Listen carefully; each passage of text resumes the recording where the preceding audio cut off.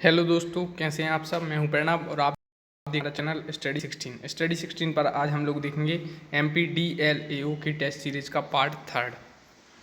अगर इससे पहले आपने पार्ट 1 और 2 नहीं देखे तो जाकर देखिए प्लेलिस्ट में। पहला क्वेश्चन है, पराक्रम दिवस कब मनाया जाता है। तो पराक्रम दिवस है यह 23 जनवरी को मनाया जाता है और यह इसी वर्ष यानी 2021 से मनाया जाना चालू हुआ है। भारत सरकार ने कहा है कि 2021 से 23 जनवरी को हर वर्ष पराक्रम दिवस मनाया जाएगा। ये मनाया जाएगा 125वीं जयंती है, जो 125वां जन्मोत्सव मनाया गया था जो सुभाष चंद्र बोस का, तो उन्हीं के नाम पर यह पराक्रम दिवस मनाया जाता है। नेक्स्ट है, भारत का नेपोलियन किसे कहा जाता था। तो भारत का जो नेपोलियन है वो समुद्रगुप्त को कहा जाता है। तो भारत का नेपोलियन किसे कहा जाता है, समुद्रगुप्त को। नेपोलियन यह फ्रांस देश का था। नेक्स्ट है, हर्षवर्धन को किसने हराया था। तो हर्षवर्धन काफ़ी प्रतापी शासक था उत्तर भारत का और इसे पुलकेशन द्वितीय थे, जो पुलकेशन द्वितीय ने हर्षवर्धन को हराया था। नेक्स्ट है, पाल वंश की स्थापना किसने की थी। तो पाल वंश था एक, और पाल वंश की स्थापना की थी गोपाल ने। और आपने एक विश्वविद्यालय सुना होगा, विक्रम विश्वविद्यालय, विक्रमशिला एक विश्वविद्यालय है बिहार में। तो उसकी जो स्थापना की थी वो इसी शासक यानी पाल वंश का शासक था एक धर्मपाल, उसने की थी। यह क्वेश्चन भी कभी कभार पूछा जाता है कि विक्रमशिला विश्वविद्यालय है जो, उसकी स्थापना किसने की थी। तो बिहार में है विश्वविद्यालय, शायद भागलपुर जिले में है। तो इसी पाल वंश का एक शासक था धर्मपाल, उसने की थी। नेक्स्ट है, who was the first women of Indian national Congress president. मतलब जो भारतीय राष्ट्रीय कांग्रेस है उसकी पहली बार अध्यक्षता किस महिला ने की थी। तो वो की थी एनी बेसेंट ने। इंडियन नेशनल कांग्रेस की जो प्रथम महिला अध्यक्ष थी वो एनी बेसेंट थी। और अगर भारतीय महिला अध्यक्ष पूछें तो वो सरोजनी नायडू थी। Annie Besant first women of Indian national Congress president थी। नेक्स्ट है, from where did Acharya Vinoba Bhave start the individual सत्याग्रह इन 1940। 1940 में जो विनोबा भावे थे और भूदान मूवमेंट से आपने इनका नाम सुना होगा, आचार्य विनोबा भावे थे। इनने कहाँ से जो व्यक्तिगत सत्याग्रह चालू किया था। तो 1940 में शुरू हुआ था और ये पावनार है, एक जगह है महाराष्ट्र में। तो राज्य याद रखना है, विनोबा भावे ने व्यक्तिगत सत्याग्रह महाराष्ट्र से चालू किया। नेक्स्ट है, Indian struggle book is related to. Indian struggle यानी जो भारत का संघर्ष है, यह बुक किसने लिखी इंडियन स्ट्रगल। तो ये लिखी है सुभाष चंद्र बोस ने। और सुभाष चंद्र बोस ने किस त्रिपुरी अधिवेशन की अध्यक्षता किसने की थी, आप यह कमेंट बॉक्स में बताएंगे। नेक्स्ट है, who called the Indian federalism as the cooperative federalism. किसने भारतीय संघवाद को सहकारी संघवाद कहा है। Who called Indian federalism as the cooperative federalism. तो आपने ग्रेनवेल ऑस्टिन का नाम सुना होगा, इनने कहा है Indian federalism as the cooperative federalism. Next है, हु इज द, और इंडियन कॉन्स्टिट्यूशन कैसा है, ना वो फेडरल है और ना वो यूनिटरी है, वो क्वाजी फेडरल है। नेक्स्ट है, who is the present Indian Lokpal. Bharat के अभी लोकपाल कौन है, या लोकायुक्त आप इन्हें कह सकते हैं। तो अभी प्रेजेंट इंडियन लोकपाल है PC घोष, पिनाकी चंद्र घोष हैं। और यह पहले लोकपाल हैं। फर्स्ट इंडियन लोकपाल कौन है, पिनाकी चंद्र घोष। नेक्स्ट है, education belong to which list of the Indian constitution. शिक्षा है वो भारतीय संविधान में जो एक 7वीं अनुसूची है उसकी किस लिस्ट में है। 7वीं अनुसूची में 3 लिस्ट हैं, आपको पता है। एक तो यूनियन लिस्ट है जिस पर केंद्र सरकार कानून बनाती है, एक राज्य स्टेट लिस्ट है जिसमें राज्य सरकार कानून बनाती है, और एक है कनकरेंट लिस्ट जिसमें राज्य भी और केंद्र भी दोनों कानून बनाते हैं। तो एजुकेशन है जो वो कनकरेंट लिस्ट का पार्ट है, राज्य सरकार भी बना सकती है और केंद्र सरकार भी कानून बना सकती है। नेक्स्ट है, the quorum of Lok Sabha. Lok Sabha में जो कोरम है यानी मिनिमम कितने मेंबर जरूरी रहते हैं कि वो लोकसभा की कार्रवाई चले। तो यह 1/3 ऑफ द टोटल मेंबरशिप, मतलब जितने भी सदन की सदस्यता है उसके 1/10, मतलब 10 में से एक व्यक्ति यानी टोटल जैसे एक मान लीजिए मोटा मोटा 550 हैं तो 55 मिनिमम मेंबर रिक्वायर हैं लोकसभा की जो कार्रवाई चलाने के लिए। लोकसभा के अध्यक्ष पूछे जाते हैं कौन हैं, तो अभी ओम बिरला हैं। और लोकसभा में जो प्रोटेम स्पीकर बने थे वो मध्य प्रदेश से ही सांसद थे, वीरेंद्र कुमार टीकमगढ़ से, वो इस बार प्रोटेम स्पीकर बने थे। तो यह क्वेश्चन भी बनता है। इसके अलावा लोकसभा का जो अध्यक्ष है या स्पीकर है लोकसभा का, वो किसके द्वारा चुना जाता है, तो लोकसभा सदस्यों द्वारा। और आपने एक सुना होगा, एक वो संयुक्त बैठक होती है यानी जिसे ज्वाइंट सेटिंग कहते हैं, उसकी अध्यक्षता भी लोकसभा स्पीकर ही करता है। और कौन सा बिल मनी बिल है या नहीं, ये भी लोकसभा का स्पीकर बताता है। नेक्स्ट है, how many Lok Sabha seats for Uttar Pradesh. Uttar Pradesh राज्य में कितनी लोकसभा सीट हैं। उत्तर प्रदेश राज्य में पूरे भारत की सबसे ज़्यादा लोकसभा सीट हैं और वो हैं 80 सीट, 80 सीट उत्तर प्रदेश की हैं। नेक्स्ट है, how many types of writ can be sued by supreme court. Supreme court कितने प्रकार की रिट जारी करता है, तो ये 5 प्रकार की रिट हैं और ये आपको पता है। नेक्स्ट है who holds the power to increase the number of जजेस in the supreme court. Supreme court में जो जजों का नंबर बढ़ाना है तो न्यायाधीशों का वो कौन बढ़ा सकता है, यह क्वेश्चन काफ़ी इंपॉर्टेंट है और इसका राइट आंसर है पार्लियामेंट। पार्लियामेंट मतलब संसद, और संसद में कौन कौन शामिल होता है, कई बार यह क्वेश्चन बनता है कन्फ्यूजन करने के लिए, तो यह आप कमेंट बॉक्स में बताएंगे। नेक्स्ट है which one of the follow, और इस बार के अभी जो चीफ जस्टिस कौन है भारत के, वो हैं जस्टिस रमन्ना और वो 48th नंबर के चीफ जस्टिस हैं। पिछली वीडियो में आपको बताया था कि पहले चीफ जस्टिस ऑफ इंडिया कौन थे, आप कमेंट बॉक्स में बताएंगे। नेक्स्ट है which one of the following chief justice of India acted as the president of India also. भारत के ऐसे कौन से मुख्य न्यायमूर्ति थे जो भारत के कार्यवाहक राष्ट्रपति भी रहे, तो ये काफ़ी इंपॉर्टेंट क्वेश्चन है। ये है जस्टिस मोहम्मद हिदायतुल्ला।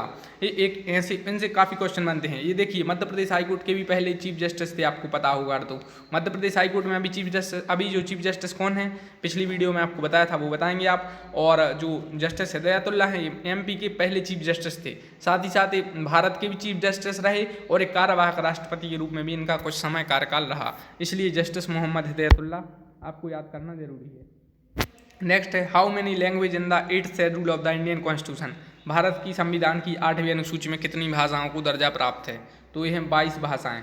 22 भाषाओं को जो भारत की संविधान है उसमें दर्जा प्राप्त है। और भारत की संविधान में जो 12 शेड्यूल हैं, आपको पता है 12 शेड्यूल हैं, और 8 शेड्यूल जब संविधान लागू हुआ जब थी, और 4 बाद में जोड़ी गई, 4 बाद में जोड़ी गई। नेक्स्ट है वर्ष 2021 में कितने व्यक्तियों को पद्म विभूषण पुरस्कार प्रदान किए गए, तो 2021 में जो पद्म विभूषण पुरस्कार प्राप्त किए गए वो 7 व्यक्तियों को प्राप्त किए गए, मतलब 7 व्यक्तियों को पद्म विभूषण दिए गए, जिनमें से दो आपसे पूछे जाएंगे। एक SP बालासुब्रमण्यम और एक और दिया गया है शिंजो आबे को, वो कहाँ के प्रधानमंत्री थे। तो शिंजो आबे को भी भारत ने एक पद्म विभूषण पुरस्कार दिया है और वो जापान के प्रधानमंत्री थे, और अब वो नहीं हैं, अब योशिहिदे सुगा बन गए हैं। तो क्वेश्चन पूछा जाएगा भारत सरकार ने किस देश के पूर्व प्रधानमंत्री को जो पद्म विभूषण पुरस्कार दिए, तो यह दिए शिंजो आबे को दिया। और कितने जनों को इस वर्ष पद्म विभूषण पुरस्कार दिए गए, तो 7 व्यक्तियों को दिए गए। पद्म पुरस्कार 3 प्रकार के होते हैं, पद्म श्री, पद्म विभूषण और पद्म भूषण। तीनों मिलाकर 119 पुरस्कार थे, जिनमें से 7 थे पद्म विभूषण। पद्म पुरस्कारों में सबसे बड़ा लेवल का यही है, पद्म विभूषण। नेक्स्ट है और मुख्यमंत्री अभ्युदय योजना किस राज्य की है, तो मुख्यमंत्री जो अभ्युदय योजना है ये UP यानी उत्तर प्रदेश राज्य की यह योजना है। और इसके बाद देखते हैं नेक्स्ट क्वेश्चन। नेक्स्ट है MPDLAO के लिए इंपॉर्टेंट क्वेश्चन, कालाहारी मरुस्थल किस महाद्वीप में है, तो जो कालाहारी है यह एक मरुस्थल है और यह अफ्रीका महाद्वीप में है, अफ्रीका महाद्वीप में है। और सबसे जो सहारा है ये largest hot desert in the world. Sahara भी अफ्रीका में है और कालाहारी भी वहीं पर है। तो जो largest hot desert of the world है वो सहारा है। और थार जो मरुस्थल है वो किस देश में है, इंडिया पाकिस्तान में थार है। और थार के बारे में एक मैं आपको विशेषता बताता हूँ, यहाँ पर घनी आबादी रहती है डेजर्ट एरिया में ज़्यादा घनी आबादी के हिसाब से थार है, ये काफ़ी फेमस है। तो कालाहारी मरुस्थल किस महाद्वीप में, अफ्रीका में है। और अफ्रीका को अंध महाद्वीप भी कहा जाता है। और अफ्रीका एक ऐसा महाद्वीप है जहाँ से tropic of cancer, tropic of capricorn और इक्वेटर यानी जो भूमध्य रेखा है, तीनों रेखाएं गुजरती हैं। एक क्वेश्चन बनता है कौन सा ऐसा महाद्वीप है जहाँ से तीनों रेखाएं गुजरती हैं। नेक्स्ट है नील नदी और अमेजन नदी किन महाद्वीपों में बहती हैं, तो जो नील नदी है ये दुनिया की सबसे लंबी नदी है। अमेजन नदी दुनिया की सबसे चौड़ी नदी है। नील नदी बहती है अफ्रीका में और यह अभी काफ़ी चर्चा में थी, कारण है वहाँ पर एक ब्रिज या पुल बन रहा है, उससे यह ब्रिज में काफ़ी चर्चा में थी है। और एक है अमेजन नदी, है दक्षिण अमेरिका में बहती है। अमेजन की जंगलों में अभी हाल ही में आग लगी थी, इसलिए अमेजन चर्चा में रहा, तो यह दक्षिण अमेरिका में है। और नील नदी है अफ्रीका में। नील नदी दुनिया की सबसे लंबी नदी है और अमेजन नदी दक्षिण अमेरिका की सबसे लंबी नदी है और दुनिया की सबसे चौड़ी नदी है। नेक्स्ट है गल्फ स्ट्रीम कैसी जलधारा है, तो गल्फ स्ट्रीम है जो यह गर्म जलधारा है। जलधाराओं से क्वेश्चन बनते हैं, कौन सी जलधारा गर्म है कौन सी ठंडी है, एक क्वेश्चन बनता है। तो जो गल्फ स्ट्रीम है, गा से गल्फ स्ट्रीम और गा से गर्म, तो गल्फ स्ट्रीम एक गर्म जलधारा है। और लेब्राडोर, क्यूराइल और कैनारी ये हैं कोल्ड स्ट्रीम। क्वेश्चन बनते हैं इनसे, आपको ठंडी जलधाराओं को याद कर लेना है, गर्म आप अपने आप जान जाओगे। तो लेब्राडोर, क्यूराइल और कैनारी, सी से कैनारी, सी से कोल्ड, या तो आप याद रख लेंगे, तो यह ठंडी जलधाराएं हैं। नेक्स्ट है यास तूफान कहाँ पर आया और तोकाती तूफान कहाँ पर आया, तो यास था यह बे ऑफ बंगाल यानी बंगाल की खाड़ी में आया, और तोकाती जो तूफान था वो अरेबियन सी में आया। यास तूफान का नामकरण किया था ओमान ने, ओमान एक देश है एशिया में ही आता है। और तोकाती तूफान का नामकरण किया था म्यांमार ने। किसने, म्यांमार ने। तो यास तूफान बे ऑफ बंगाल यानी बंगाल की खाड़ी में आया और इसने उड़ीसा और पश्चिम बंगाल ने ज़्यादा प्रभावित किया था। तोकाते आया था अरेबियन सी में, ये महाराष्ट्र गुजरात के पास आया था। ठीक है, नेक्स्ट क्वेश्चन है who won world test championship 2021। 2021 की टेस्ट चैंपियनशिप किस देश ने जीती? तो ये जीती न्यूजीलैंड ने। न्यूजीलैंड ने फाइनल में भारत को हराया है और यह इंग्लैंड में खेली गई थी। इंग्लैंड में एक जगह है साउथहैम्पटन, तो वहाँ पर मैच खेला गया था और न्यूजीलैंड ने फाइनल में इंडिया को हराया। यह क्वेश्चन इसलिए बनेगा, यह पहली टेस्ट चैंपियनशिप थी। नेक्स्ट है हु वॉन 2020 खेल रत्न अवार्ड। 2020 में खेल रत्न अवार्ड कितने व्यक्तियों को मिले? पहला तो क्वेश्चन यही बनेगा कि खेल रत्न अवार्ड 2020 कितने को मिला? तो 5 पर्सन को मिला। कौन कौन? रोहित शर्मा को मिला जो क्रिकेटर हैं, विनेश फोगाट रेसलर हैं, और ये पैरा एथलीट को मिला मरियप्पन थंगावेलु, और women's hockey team captain Rani Rampal, और टेबल टेनिस मनिका बत्रा। अब क्वेश्चन कैसे बनते हैं मैं आपको बताता हूँ। क्वेश्चन ऐसा बनेगा, विनेश फोगाट किस खेल से संबंधित हैं, या मनिका बत्रा किस खेल से संबंधित हैं, या रानी रामपाल किस खेल से संबंधित है, या मरियप्पन थंगावेलु किस खेल से संबंधित हैं। This types of question asked in previous year competitive exam.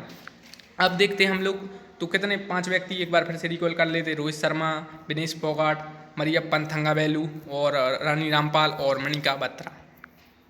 Next है India share longest land boundary with which country. Bharat सबसे लंबी सीमा रेखा किस देश के साथ साझा करता है?